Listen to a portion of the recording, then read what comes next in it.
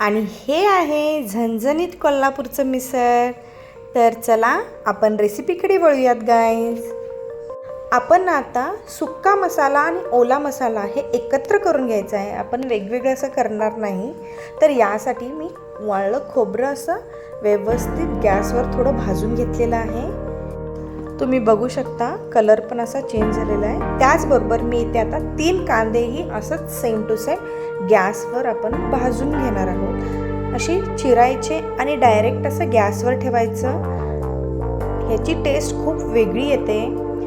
जी तुम्ही तव्यावर भाजता त्याची चव आणि याची चव खूप म्हणजे खूप फरक पडतो या चवीमध्ये.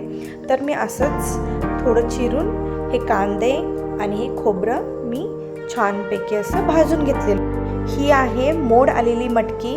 ती मी काल दुपारी भिजत घातलेले होते आणि संध्याकाळी पाणी काढून फक्त भांड्यामध्ये वरती एक झाकण लावून ठेवलेली होती आणि आज सकाळीपर्यंत म्हणजे हे मटकीला मोड आलेले आहेत. या मटकीमध्ये मी थोडं पाणी घालून धुवून घेतलेली होती.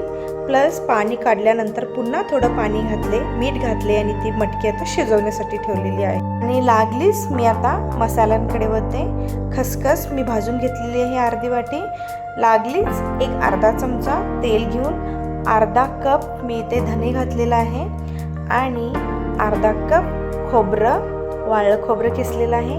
3 लवंग, दालचीन, तेजपत्ता, जिरे, वेलदोडे, बदाम फूल असं व्यवस्थित हे आपण तेलामध्ये छान खमंग वास येऊपर्यंत भाजून घ्यायचं आहे. आणि मसाला थोडा थंड झाल्यानंतर खसखस घालूया मिक्सरच्या भांड्यामध्ये आणि उरलेला सर्व मसाला आपण जो भाजलेला होता तो या मिक्सरच्या भांड्यामध्ये ट्रान्सफर करून घेऊयात.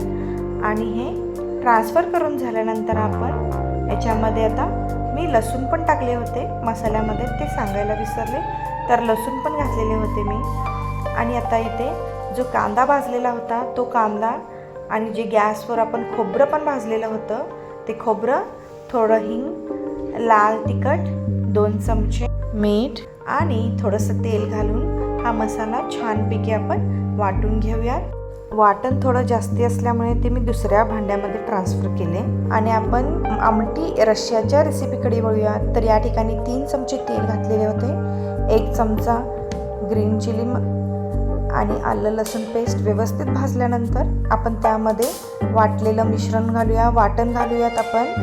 आणि हे वाटण व्यवस्थित असं फ्राय झाल्यानंतर त्यामध्ये आपण थोडीशी हळद घालूयात. आणि हळद या ठिकाणी मी आता 1 चमचा हळद घातलेली आहे आणि 2 चमचे इथे मी लाल तिखट घातलेले आहेत. आणि हे हळद आणि लाल तिखट व्यवस्थित या मसाल्यामध्ये मिक्स करून घेऊयात. लागलीच मी लगेचच आता 1 चमचा मीठ घातलेलं आहे. थोडं मला अजून लाल तिखट कमी वाटतं त्यासाठी अर्धा चमचा पुन्हा टाकलेली होती. आणि हे बघू शकता आपल्या मसाल्याला व्यवस्थित असं तेल सुटलेलं आहे लाल कलरमध्ये.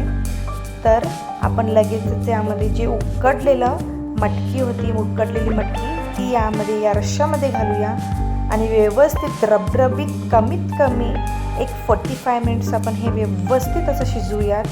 मी तर पुन्हा आता मीठ घातलेली होती आणि हे व्यवस्थित असं छानपैकी शिजवून घ्यायचं आहे. हा रस्सा तुम्ही जेवढा शिजवा तेवढा या रश्श्याला चव येते. सो तुम्ही बघू शकता हा रस्सा किती छान झालेला आहे. तर मी या ठिकाणी 3 ग्लास पाणी वापरलेली आहे. हा रस्सा आपण शिजवण्यासाठी ठेवूया. आणि मिसळसोबत एक बटाट्याची भाजीही असते, त्याची पण आपण रेसिपी करून घेऊयात. 2 बटाटे उकडलेले घेतलेले होते. तर या ठिकाणी 1 चमचा तेल, लसूण आणि मिरचीची पेस्ट, कढीपत्ता आणि हे उकडलेले बटाटे असे कुस्करून घातलेले आहेत. थोडीशी हळद आणि आपण चवीपुरता मीठ घालून हे व्यवस्थित असं बटाटा छानपैकी सिंपल बटाटा आपण करून घेऊया. थोडीशी कोथिंबीर, जास्त आपण काही घातलेलं नाही, सिंपलच ठेवायची आहे कारण आपल्या रस्स्यामध्ये सगळं काही आहे. सो आपल्याला ही बटाट्याची भाजी अशी सिंपल, स्वीट आणि खूप छान अशी होते. अशी सिंपलच ठेवायला पाहिजेत. आणि आपला रस्साही इकडे अर्ध्या तासानंतर खूप छानपैकी उकळला आहे. तर बघू शकता मी अर्धा तास हा रस्सा उकळून घेतलेला आहे. आणि आता इथे या ठिकाणी गॅस बंद करून आता सर्विंग प्लेटमध्ये हे मिसळ सर्व करणार आहोत.